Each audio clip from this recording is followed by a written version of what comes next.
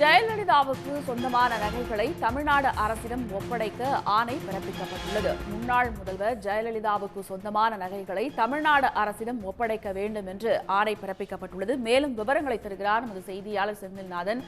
செந்தில்நாதன், இது தொடர்பான முழு தகவல் என்ன?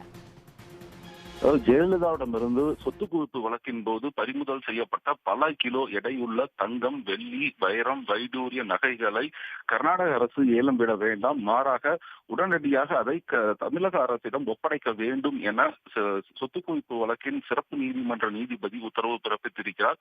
நேற்று இந்த வழக்கு பெங்களூரு சிறப்பு நீதிமன்றத்தில் விசாரணைக்கு வந்தபோது குறிப்பாக ஜெயலலிதாவிடமிருந்து பறிமுதல் செய்யப்பட்ட நகைகளை ஏலம் விட வேண்டும் மற்றும் நிறுவனங்களிடம் இருந்து பறிமுதல் செய்யப்பட்ட ஆயிரக்கணக்கான ஏக்கர் நிலங்களை ஏலம் விட வேண்டும் மற்றும் ஜெயலலிதாவின் பெயரில் வங்கியில் உள்ள வைப்பு நிதிகளை உடனடியாக ஏலம் விட வேண்டும், அதை கர்நாடக அரசுக்கு வங்கிகள் வழங்க வேண்டும் என்பது குறித்தான வழக்கு விசாரணைக்கு வந்தபோது நீதிபதி இந்த நகைகளை குறிப்பாக உடனடியாக கர்நாடக அரசு தமிழக அரசிடம் ஒப்படைக்க வேண்டும் என்று உத்தரவு பிறப்பித்திருக்கிறார். அது மட்டும் இல்லாமல் இந்த நகைகளை பெற்றுக்கொண்டு தமிழக அரசு உடனடியாக 5 கோடி ரூபாய் பணத்தை கர்நாடக அரசுக்கு செலுத்த வேண்டும் எனவும் உத்தரவு பிறப்பித்திருக்கிறார். இந்த வழக்கு பெங்களூரு சிறப்பு நீதிமன்றத்தில் விசாரணை நடந்த போது அதற்காக ஏற்பட்ட மொத்தம் 5 கோடி ரூபாய் செலவினத்தை தமிழக அரசு இந்த நகைகளை வாங்கிக் கொண்டு உடனடியாக செலுத்த வேண்டும் என்ற உத்தரவையும் அவர் பிறப்பித்திருக்கிறார்.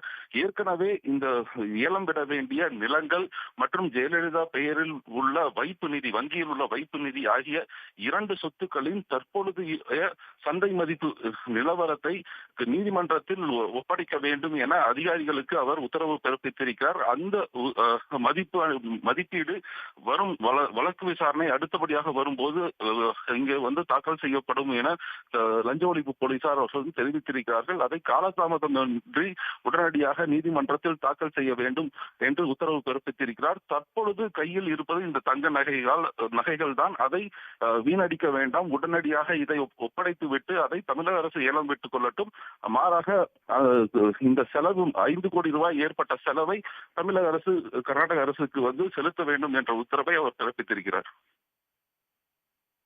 விவரங்களுக்கு நன்றி செந்தில்நாதன். உடனுக்குடன் செய்திகளை தெரிந்து கொள்ள சன் நியூஸ் பெல் ஐகானை கிளிக் பண்ணுங்க.